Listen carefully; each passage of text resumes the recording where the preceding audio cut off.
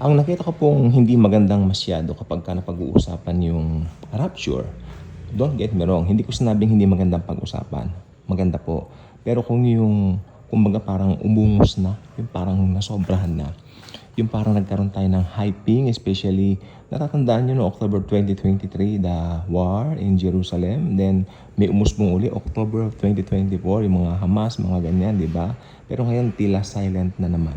Ang mga tao, ang nakita ko po dito, the observation I had dito sa ganitong bagay, usapin ay, kapag ka nandyan yung mga ganyan nangyayari, nakaka-relate na naman sila. And then, pag nawala yung parang, wala na naman, parang, hindi naman nangyari. Ganoon. Lalo na ngayon, 2024, marami na naghihintay no October, parang ito na nga, di ba? Ba't hindi naman po nangyari? Let me correct your mindset. Makinig po kayong mabuti, makinig tayong mabuti. Dahil napaka-importante po nito, hindi ko mo natatagalan o nagluluwat ay hindi na mangyayari.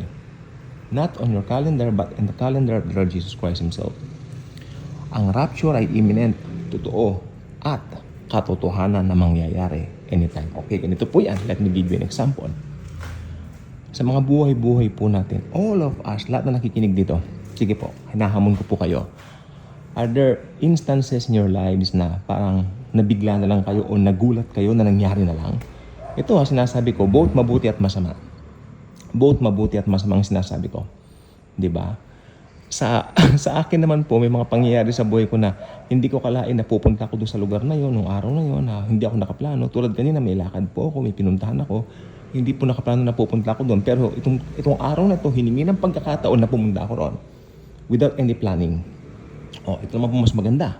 Doon tayo pumunta sa mas magandang ehemplo. May mga bagay po ba kayong mga natanggap na sa buhay ninyo? Like for example, mga gifts, mga blessings na hindi nyo inaasahan. Tama? Oo, hindi. Oo, meron. All of us, meron po. Kaya lang, ang pangit, kasama rin dyan yung mga hindi inaasahan. Sometimes na pangit, no? Pero kung maganda yung nangyari, di ba lundag-lundag tayo, masaya tayo. Lord, hindi ko po nakalain, Lord, na ganito pala mangyayari. Mga tipong ganoon, di ba? Ngayon, ganyan din po ang rapture. Kung hindi mo inaasahan, kung kailan hindi mo ito iniisip, or should I say, iniintindi, doon po siya mangyayari. Kasi ang rapture po, ewan ko po karamihan po ng mga nagsasabi, isang karaniwang umaga lang daw ang rapture, isang karaniwang araw, sabi nila. So iba naman may nagblablag, isang karaniwang umaga ganun. Well, wala pong binanggit. Basta ang rapture po mangyayari po any time of the day, any minute of the day. Halimbawa, ano kung mangyari yan ng hapunan? Ano kung mangyari yan ng ating gabi? Di ba? Kasi may example, natutulog, kinuha, di ba? So, ibig sabihin, nagpapakita po niya na walang time na alam. Hindi natin alam time yan. Naliligo ka, mararapture ka na, mali mo. So, ganun po yan. Unexpected. Pero let me anong tawag dito? Let me call your attention. Kasi, yung timeline ng Diyos, perfect. Ang timeline natin, since tayo ay sakop ng mundo, nakakulong tayo dito sa mundo di ba? Huwag nating itulad ang Diyos sa timeline natin. Jesus' calendar is different from ours. Nung naging tao siya ng 33 years, yes, pasado. Na nagpasakop siya ng 33 anyos dito sa ating kalendaryo. Pero hanggang doon lang yon dahil no after that, nag-restore na yung kanyang ministry bilang Diyos. Siyempre, hindi na po siya ngayon sakop ng time. Jesus the creator of the time. In fact, yung time create din ng Diyos yan Amen? So, Jesus alone is Almighty. No? God the Father, God the Son, God the Holy Ghost. 3 persons in one God. Amen? Makapangyarihan po. Ngayon, huwag mo kong tatanungin, saan nagmula ang Diyos? Naku po, wala pong pinagmula ng Diyos. Wala siyang pinagmula, wala siyang katapusan. Paano nga siya lumitaw? Ay, naku po, napaka-limited ng minds natin para malaman yan. Importante, ang sinasabi ng Biblia, opening pa lang po ng Bible, hindi intention ng Bible. Nasabi ko na po ito dati, hindi po intention ng Bible na patunayan na may Diyos.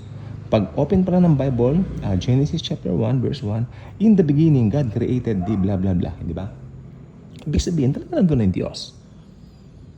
Tapos, ang ending naman ng Bible, behold, I am coming soon. I am coming quick. Amen? So, ibig sabihin, tumingin tayo kay Jesus sapagkat si Jesus Christ po ang representation ng both God and man. Hindi natin maaabot o hindi natin matarok kung gaano kalawak ang Diyos kaya nagkataong-tawan Diyos. Jesus. Amen? Diyos ka kundi Diyos. No? Nagkatawang tao siya. Yun po yun. Ganyan din po sa rapture. Ang kalendaryo ni Jesus sa rapture, perfecto. Outside time natin. Mangyayari po ang rapture. Sometimes tayo minsan kinukulong natin yung rapture dun sa paligid, yung mga nangyayari sa ganito. No, bagamat siguro, somehow, somewhat, pero ang katotohanan po, ang rapture ay mangyayari ayon sa will ni Lord Jesus. So ito po naman ang gusto ko pong sabihin sa inyo. Paniwalaan man ng iba o hindi ang rapture ay imminent. At ito ay tunay at totoong mangyayari anytime now. God bless po sa ating lahat. Jesus truly loves us all. Jesus is coming soon for us. God bless.